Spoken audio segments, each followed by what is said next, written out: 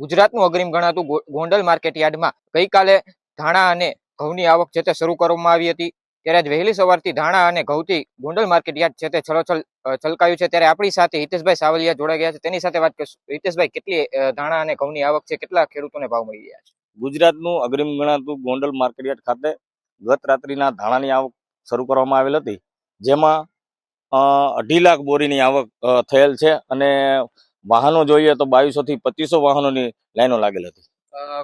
ધાણીના કેટલા ભાવ મળ્યા છે અને ઘઉંના કેટલા ભાવ?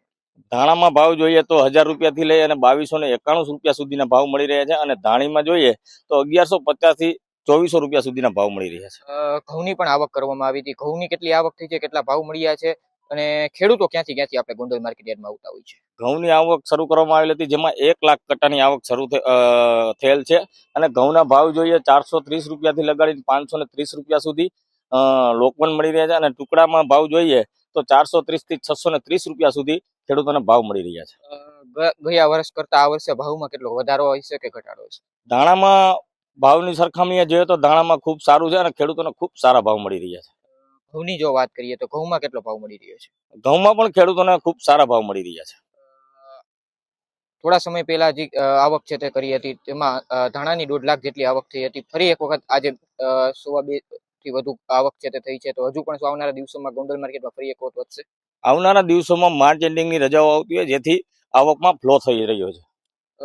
હાલ ક્યાંથી વેપારીઓ અહીંયા ગોંડલ માર્કેટ યાર્ડમાં આવે છે અને શું ખરીદી કરે છે? વેપારીઓ તો અન્ય રાજ્યોમાંથી પણ ધાણા ખરીદવા માટે આવે છે અને ખેડૂતો પોતાનો માલ ગીર સોમનાથ, જુનાગઢ, રાજકોટ, સુરેન્દ્રનગર, અમરેલી જિલ્લો, તમામ જિલ્લાઓમાંથી ખેડૂતો પોતાનો માલ વેચવા વધારે છે।